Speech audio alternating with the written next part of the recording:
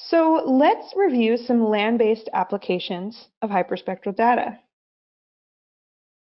In the first session, we briefly mentioned various applications of hyperspectral data and discussed specific sensors of interest. So today, we will provide examples on how those data are used for agriculture, forest health and restoration, invasive species, drought and vegetation monitoring, geologic and microbial mapping, and finally, hazard detection, such as volcanic activity and landslides. In the image on the top, you can visualize various sugarcane varieties with these data. And in the image on the bottom, you can see the San Andreas Fault along a ridgeline. The first example focuses on mapping agricultural crop types.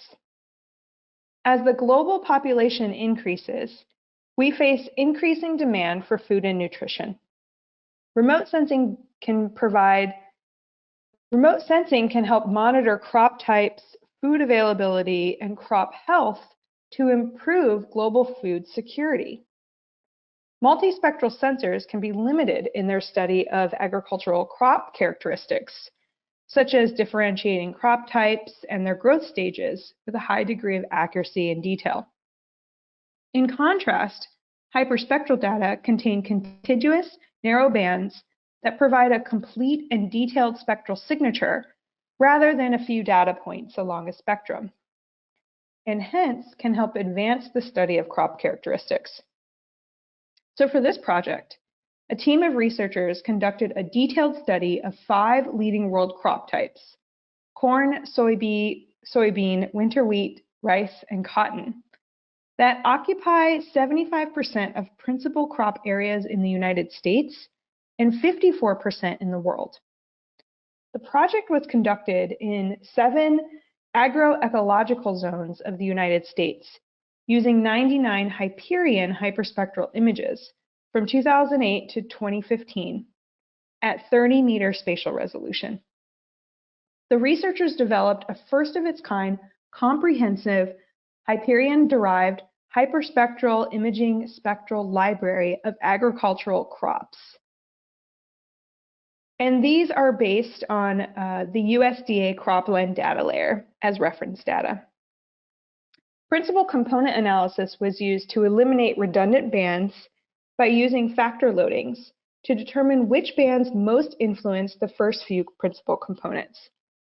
This resulted in the establishment of 30 optimal hyperspectral narrow bands for the study of agricultural crops. In this figure, you can see the differences in reflectance of corn in 2 agricultural zones. And in the images, you can see some of the study team members and the crops that they examined. I also want to note that we have the link here to the publication of this research. For this work, crop types and crop growth stages were classified in Google Earth Engine. As you can see in these multiple Hyperion scenes on the left, and the small classified images of corn, cotton, rice, soybean, and winter wheat. The best overall accuracies were between 75 to 95% in classifying crop types and their growth stages. You can also see the associated spectral signatures of a few of these crop types in the figures on the right to show how the researchers were able to distinguish these crop types based on the reflectance from the hyperspectral images. This research makes a significant contribution towards understanding, modeling, mapping, and monitoring agricultural crops using data from even from upcoming hyperspectral satellites. And these could be from NASA's Surface Biology and Geology mission and contributions in advancing the building of a novel, first-of-its-kind global spectral library of agricultural crops. So this was a really important research activity. In the next example shown here, we highlight a project conducted within NASA's Develop internship program. Here the team used hyperspectral data from AVRIS to monitor wildfire restoration in the Santa Monica Mountains. This region is about 63,000 hectares and lies between Ventura and Los Angeles County here in California. It's located within one of the top 25 global biodiversity hotspots.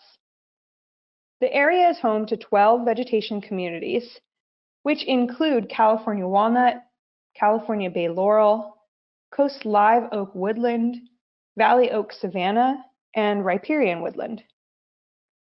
These vegetation communities provide valuable ecosystem services such as carbon sequestration, slope stability, and temperature moderation, and provides billions of dollars in ecosystem services to the Los Angeles region.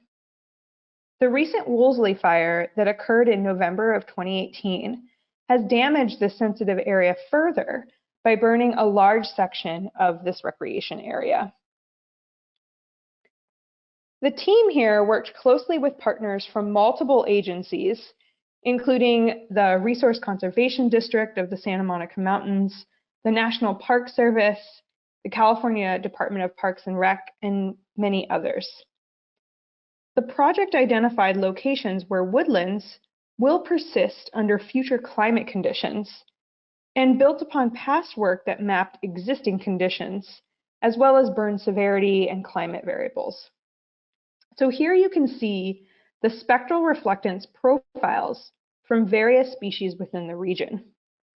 Using AVRIS flights, the team was able to differentiate vegetation prior to the Woolsey fire in order to inform managers of the types of species to use for post-fire restoration activities.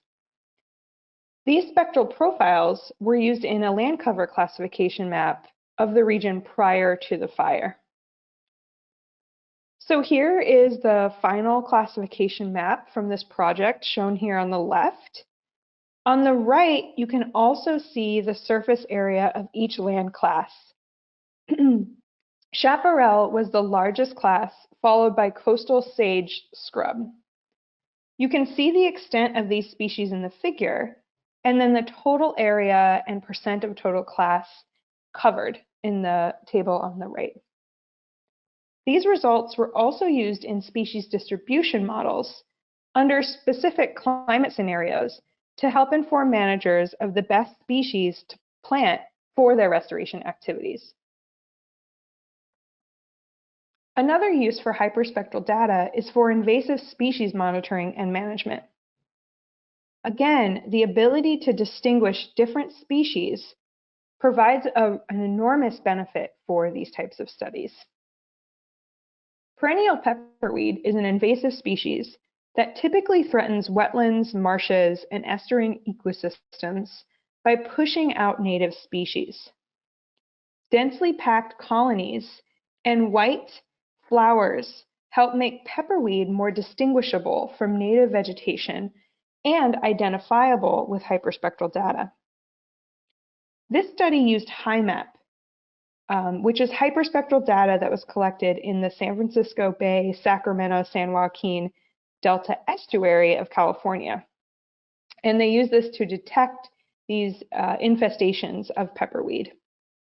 HIMAP is an airborne imaging spectrometer that samples the wavelengths of 450 to 2500 nanometers with 128 bands at 15 to 20 nanometers apart. This was commercially produced by the High Vista Corporation, so I don't believe these data are freely available, but it gives you an example of the use of these type of hyperspectral systems. I also wanted to mention that this project too began with the NASA Develop Internship Program and was completed by researchers at UC Davis. And with all of the published examples that we're giving, again, we have the link to the paper here so you can get more information about the specific project. So here's a map that identifies the location of pepperweed in red for one of the study sites examined called Rush Ranch. At Rush Ranch, most pepperweed occurs in a band along the marsh margin. However, pixels of pepperweed were also identified within the marsh proper, and these detections were confirmed using aerial photographs.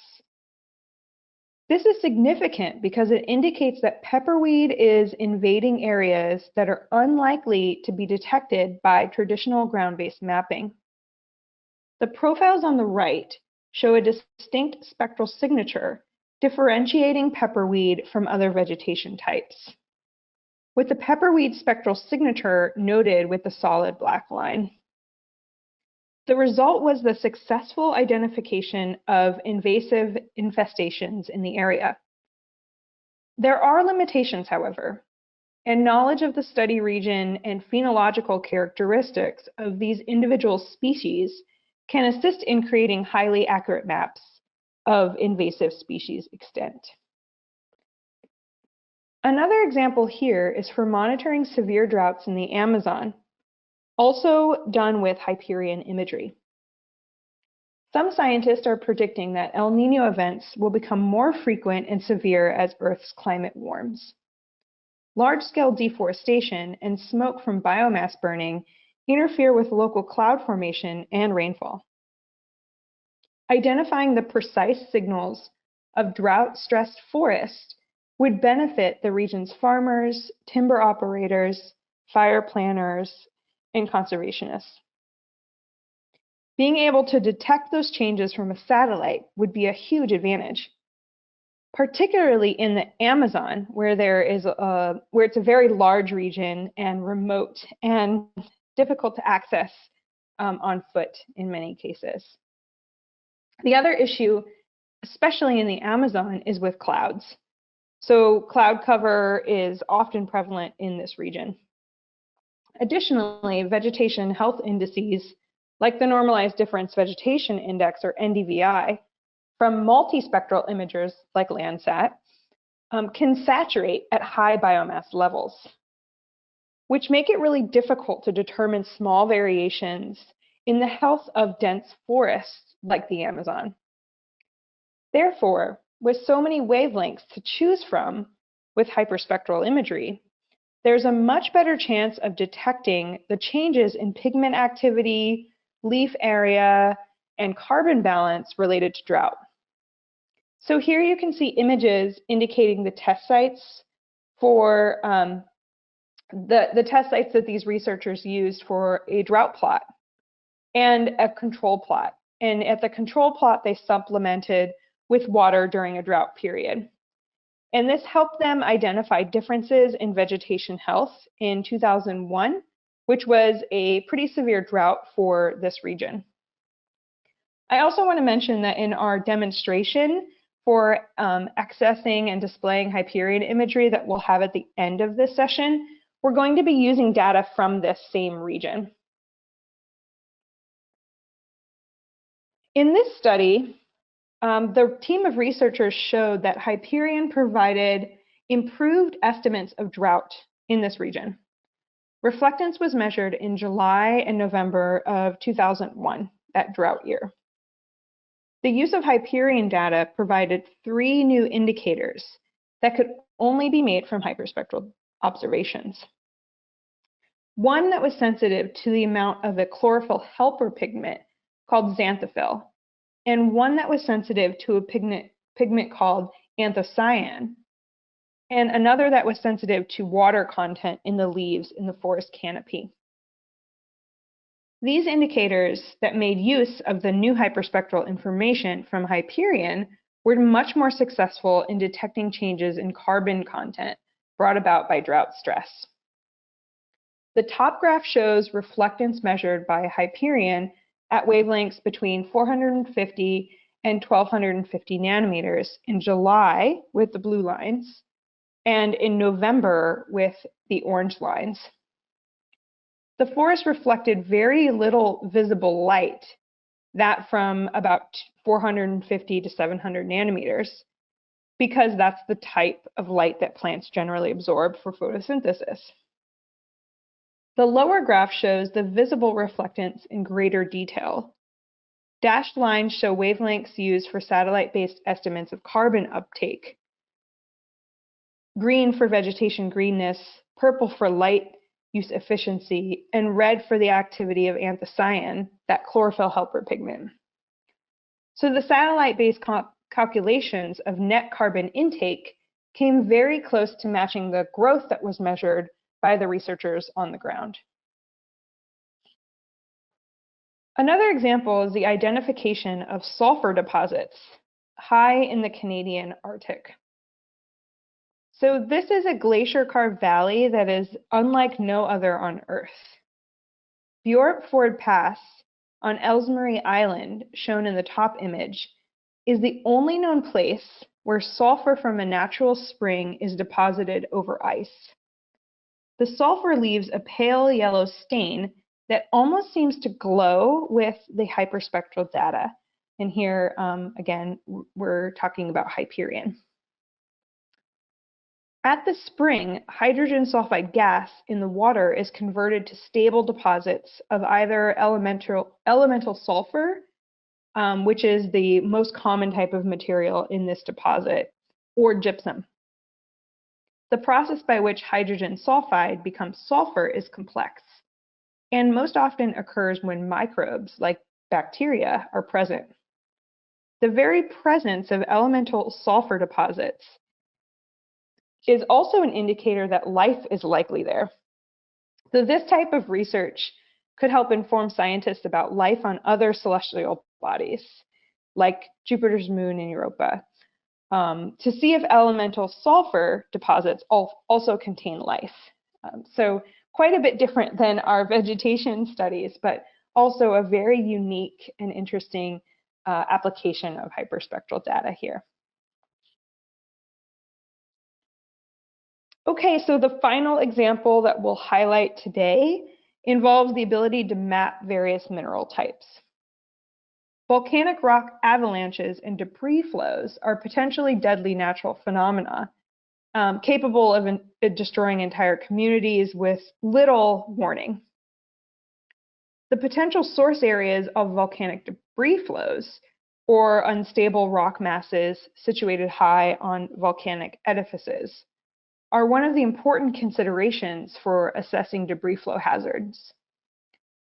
Mapping altered rock and the associated structures can aid in the identification of weakened zones on volcanoes that may be prone to catastrophic collapse. However, because such rocks and structures are commonly situated in rugged terrain that's difficult to access, information concerning potential altered rock sources for debris flows is really sparse. Therefore, hyperspectral data from Avarice and Hyperion were used in this example to map a variety of mineral species on Mount Shasta in California. Here are two mineral classification maps from Avarice on the left and Hyperion on the right. The maps display various minerals that are highly altered and particularly prone to landslides. The letters on the map indicate places where there were also ground samples collected. There was fairly good agreement between the Avarice and Hyperion maps. However, the lower signal-to-noise ratio of Hyperion did create some uncertainties in the map. However, having less snow in the Hyperion image provided some benefit as well, as these were taken at different time periods. Comparisons of the imagery and a digital elevation data set acquired from both airborne and spaceborne sensors demonstrates the feasibility for remotely evaluating altered rock masses that indicate potential volcanic debris flow in these regions. So it's another great example of the use of these types of data. So now we will move on to briefly review data access and display before providing you with our short demonstration for today. One of the most useful websites for accessing remote sensing data is the USGS Earth Explorer. And we've talked about this in many of our other trainings as well. And this is what we'll be using to highlight our demonstration of downloading Hyperion data. And I also want to mention that Earth Explorer is used for many other types of data, such as multispectral data as well. So it's a great resource. Within Earth Explorer, you can specify many aspects of your data of interest to narrow your search. These search criteria include things like the data product type, the sensor of interest, the spatial extent, the date range, and the % cloud cover. And we often use a threshold of about 20% for the cloud cover designation to eliminate cloudy scenes that oftentimes are not very useful for this type of analysis. And we've also included the link to Earth Explorer here.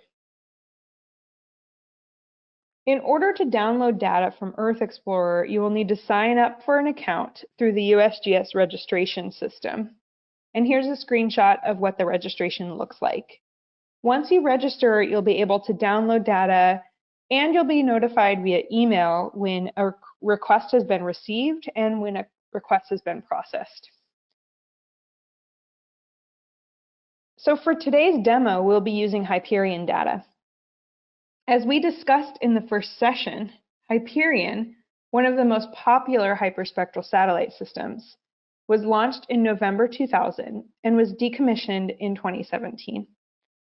The Earth-observing EO1 satellite was planned as a one-year technology demonstration validation mission. After the initial technology mission was completed, NASA and the USGS agreed to the continuation of EO1 data as an extended mission. It collected 220 unique spectral channels ranging from 357 to 2,576 nanometers with a 10 nanometer bandwidth. It has a spatial resolution of 30 meters for all of the bands. And the full data archive are now available online, which is what we'll show you. Hyperion data are available at different processing levels. The higher the processing level, the greater the pre-processing that was conducted on the imagery prior to when the user downloads it. Pre-processing involves radiometrically correcting data to account for differences in the sensor's sensitivity, or the gray levels. For the level 1 GST data, the geometric corrections are derived from spacecraft. And for the level 1T data, ground control points are also used to correct the data. Both the level 1 GST and level 1T data are corrected while employing a 90-meter digital elevation model, or DEM. And this ensures that topographic accuracy are provided within that GeoTIFF format. The level 1R data have further corrections applied, and they are provided in an HDF format. As with most satellite data products, the level 1 processing provides data as radiance. And then additional processing must be done to obtain surface reflectance. And those are the values that are generally used for the spectral analysis. For most multispectral data, this is already done by a processing center.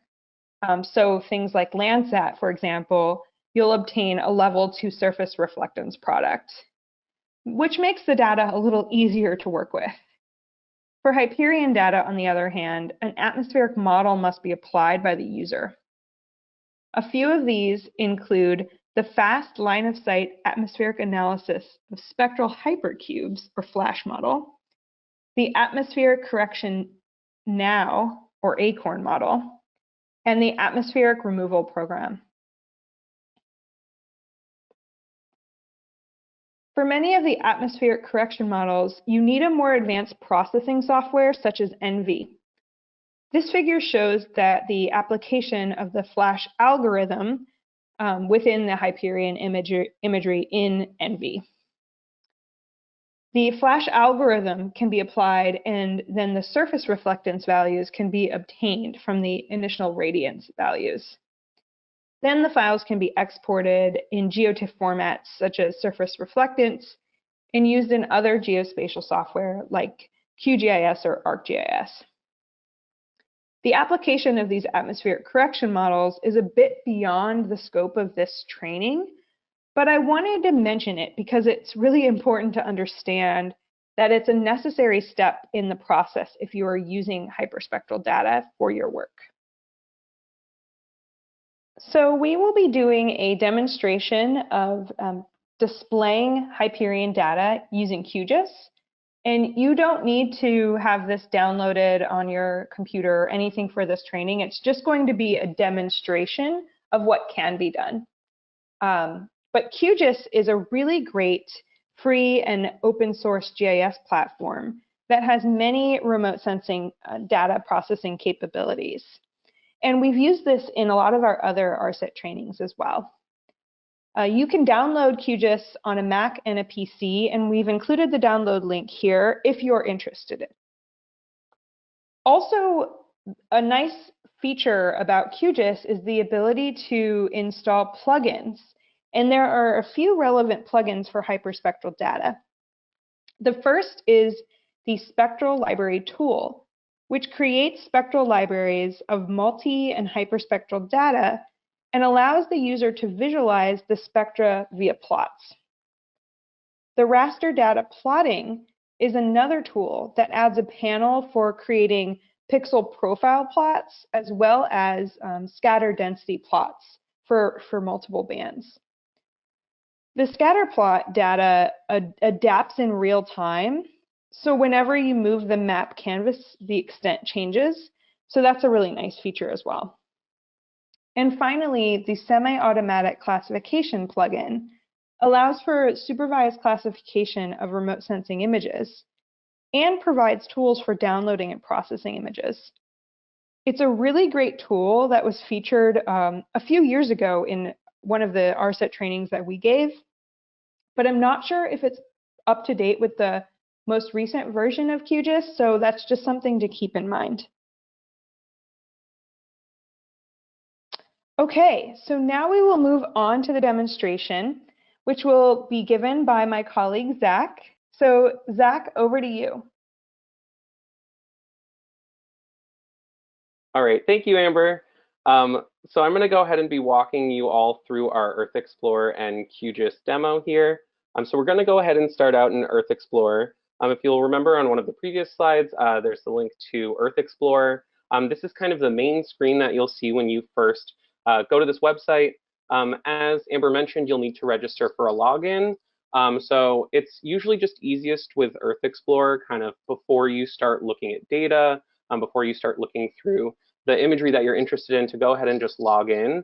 That kind of prevents you from reaching any barriers to downloading data, creating a basket where you might want to kind of house all of your bulk downloads, things like that. So I go ahead and recommend just logging into Earth Explorer kind of once you get to this main screen.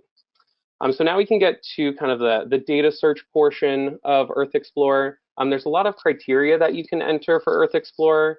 I think probably the biggest one that most of you are probably interested in is spatial extent. So we're going to go ahead and just establish kind of a study area that we'll be working with in Earth Explorer. So there's a variety of search criteria that you can use, as I mentioned. You have a lot of options here. You can even upload your own shapefile if you so wish. That's something that you have the option to do. You can use the geocoder to look for specific features. That includes US features, things like states, cities, counties, stuff like that, and then world features as well, which you can use to filter for country, a feature class, feature type, things like that. You also have the option to define an area, kind of using this browser interface that we have here on the side. So we'll go ahead and do some of that. You can define your own polygon, basically adding a coordinate in 4 corners and whatever shape you so desire to create your own polygon. As Amber mentioned, we're going to be using data from the Amazon basin that's from the same project as the case study that we used from the Amazon. So here you can define a specific lat long point. You can get a radius from that, so you can get a circle as your kind of study area there. You can use a predefined area. As I mentioned, you can add your own shape. I think probably the easiest thing to do, especially if you're just looking to browse, is to just use the extent of the map. And so how that works is you kind of zoom in on what you're interested in, and you can just use the map frame. And then as you see here, it will kind of log all of those points for you and provide this square polygon. And so with that, you can kind of manipulate that shape to whatever shape you're interested in. You can extend the spatial range, you can make it a little bit more fine. And then in my opinion, that's probably the easiest way to kind of just start filtering data for spatial extent. So we'll go ahead and do that. You can do a lot of data filtering steps here at the get-go, things like date range, cloud cover, results options, but there's actually a point later on where you can look at additional criteria, and we'll go ahead and go over these steps then. So you can go ahead and go to the next step once you've defined your spatial area, and this is where you select what data sets you're interested in working with. So for our purposes, we're going to be working with Hyperion data, and that can be found here nested under EO1, and you're just going to want to click the EO1 Hyperion checkbox. And so that will just make sure that all of the data that you're seeing is from EO1 Hyperion. And so we'll go ahead and go to additional criteria. And this is where you can specify things like entity ID. That's kind of just using some of the data from satellite imagery capture to go ahead and filter for your results. You definitely have to know a little bit more specific information about what scenes you're interested in working with. So it's not necessarily the easiest input to filter your data. You can also look at processing level of data. As we mentioned, there's 3 level 1 products available for Hyperion. You can go ahead and select one if you're interested in receiving that product in particular. But we're going to go ahead and just leave that on all for our purposes. And then for cloud cover, as we mentioned before, we typically look for images that have no more than 20% cloud cover. So we're going to go ahead and click that less than 20% box right there. You can also define things like path and row if you know exactly where the imagery is located that you're looking for. But for our purposes, this should be a good search, basically defining the spatial extent, picking our sensor, and then making a cloud cover specification as well. So we'll go ahead and start looking at our results. So Earth Explorer will go ahead and filter through all of the Hyperion data and only provide us with data that's available within this spatial extent. So as you can see, there's quite a bit of data here. But we'll go ahead and go up here to the Show Results control. And this is a really nice way to look at the various different footprints of the data. There's a couple options here. We'll go ahead and choose this footprint one. Awesome. So as you can see, these are the Hyperion, oops, went a little too far there. These are the Hyperion overpasses that we have access to kind of within that study area that we defined. So you can see each one of them individually, and they're reflected here. And you can kind of turn these color markers on and off to see exactly where each of these data points lies. So kind of looking at the data that you have available, you'll be able to look at the metadata. So you want to click this little thumbnail image right here. And that'll go ahead and load the metadata for you. It'll give you things like acquisition date. It'll give you cloud cover, target path row, as well as the time that the image was captured.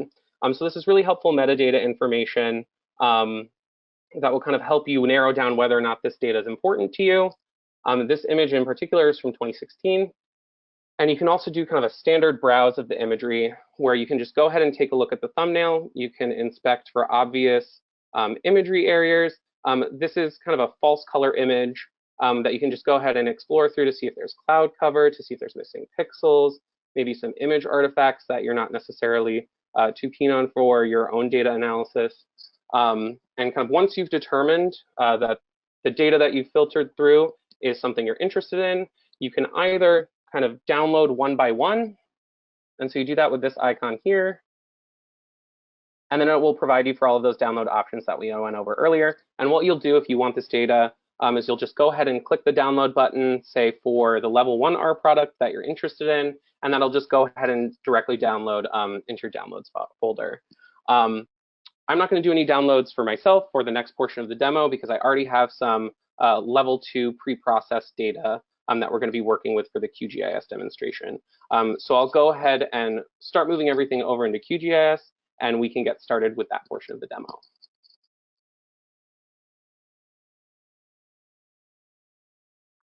All right, so now that we're here in the QGIS interface, this is kind of the main screen that pops up.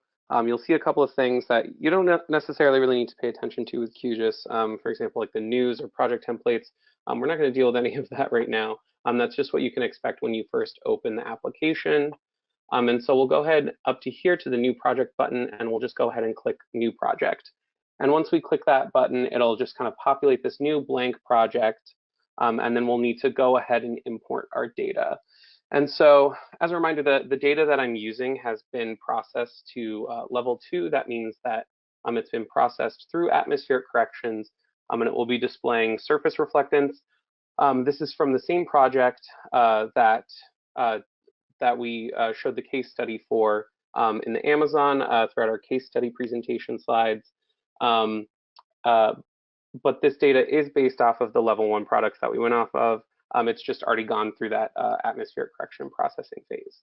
So we're going to go ahead and open the data layer that we're looking for here in the data source manager. And as you can see here, you have options to import a vector data layer, a raster data layer, mesh layer. We're interested in rasters. And as you can see here, I already have preloaded the TIFF that has the level 2 surface reflectance data that we'll be working with from the Amazon basin. But I'll just go ahead and show you real quickly how to navigate to whatever file you're interested in working with QGIS. You'll just go here to the Browse button, and that will take you here to browse through each of your files. And you can go ahead and click on the one that you're interested in working with. In this case, it's a TIFF. And it's the same file that was already preloaded. So we'll go ahead and add that to the project. And you can see there it adds everything in the background. This interface here might not necessarily close. You can just go ahead and close it. And you see here we have the first band, which is the gray band, kind of displayed here within our project. You can see the layer over here displayed similar to if you're used to working with ArcGIS or another GIS platform. You can turn those layers on and off. And we'll just go ahead and zoom here to a clear part of the swath. You can see there's some interference from clouds and other portions of the image, but for the most part, it's relatively cloud-free. And you'll notice that a lot of those cloud pixels get filtered out during the atmospheric correction phase of data processing. But we'll go ahead and zoom in here to kind of this clearer portion of the image. And then what we're going to want to do is go ahead and do an RGB band combination. So that's red, green, blue. And we'll just be picking different bands from this image so that we can create a quasi-true color image that's going to look a lot more like what we would expect. So as I mentioned, this is kind of just showing the gray band for now. It's a nice outline of what's contained within the image. But we'll go over here to the layer styling pane. And if this doesn't open up when you first import the image, you can just go to this button right here and click on that. And that should open this interface for you right here. And so it's pretty easy when you're creating that RGB image. You can kind of just go through and click which bands you're interested in working with. For this data product, we have 196 bands that kind of pass that quality control phase and are useful for the analysis that was done for this project. You can see all of those data, all of those bands displayed here kind of in a 1 through 96 format.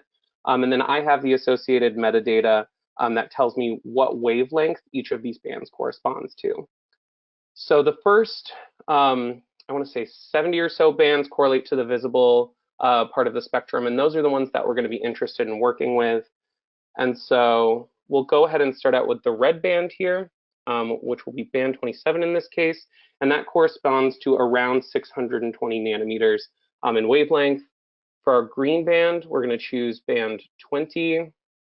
And this band correlates to around 548 nanometers, around that range. And then for the blue band, we're going to choose band 12, and that band is around 460 nanometers. And so as you can see here, kind of with that combined red, green, blue image, we have a little bit more what we would expect out of a quasi-true color image, close to a true color image that looks more like what we'd expect to see kind of from that satellite. And one thing that I want to note here is that you can kind of play around with these bands to see how the image differs, how certain parts of the image might be highlighted when you change some of these band combinations.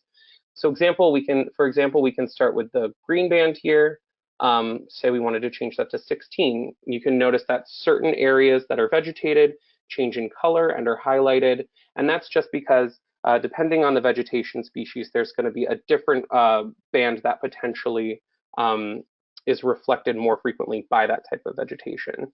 So for example, if you wanted to change that to 22, you could see again, it looks a lot more like the original image that we created, but you just have those options there to kind of mess around with the bands and see what type of land cover types you might be able to kind of highlight just by doing some simple experimentation with the bands. And so we're going to go ahead and I went ahead and put that back to kind of our original quasi-true color image. And on top of that, you'll be able to use the value tool in QGIS. This is a plugin that's really easy to install on your machine. And I'll go up here to the plugins manager. So you can click here in this tab, manage and install plugins. And then you can just do a quick search after it's done connecting to the plugin manager. You can see there's 629 plugins currently available for this version of QGIS.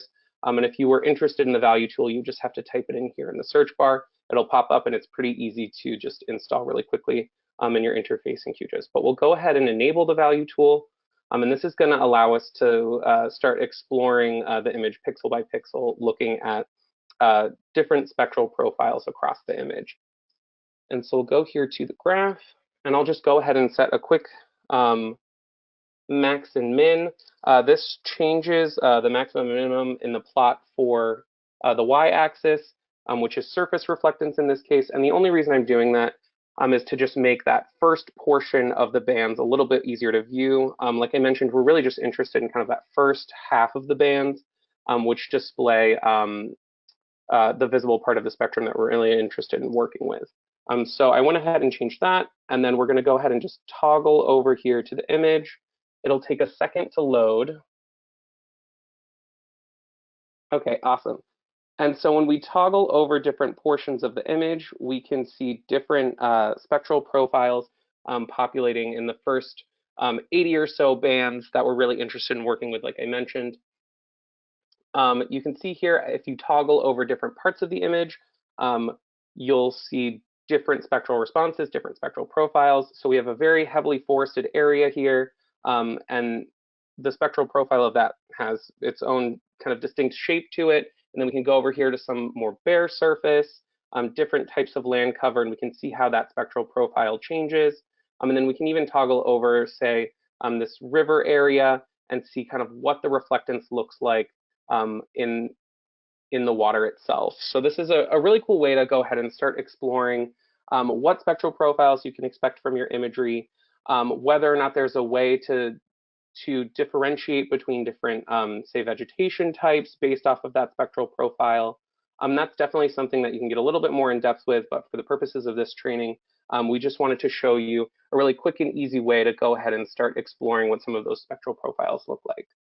And with that, I think I'll go ahead and hand it back over to Amber. Amber, back to you. Thank you, Zach, for that great demonstration. And in summary for today's session, we highlighted many of the land-based applications of hyperspectral data. These applications focus on the primary benefits of hyperspectral data, including the ability to differentiate between vegetation species, which can be useful for things like agriculture, forest health and restoration, invasive species, and so much more. And the ability to distinguish between small differences in vegetation health and chlorophyll content, which can be used for drought or forest health, and can help in the identification of mapping mineral deposits, which can be useful for identification of hazards, especially with things related to landslides. We also discussed how hyperspectral data can be accessed via the data portal Earth Explorer. However, it's really important to remember that processing is required to account for influences such as geometric and atmospheric, and most of the data are available as radiance, which necessitates the conversion into surface reflectance prior to generating those spectral signatures. So these are some things to keep in mind when using hyperspectral data. And then finally, we demonstrated how to access and visualize Hyperion data.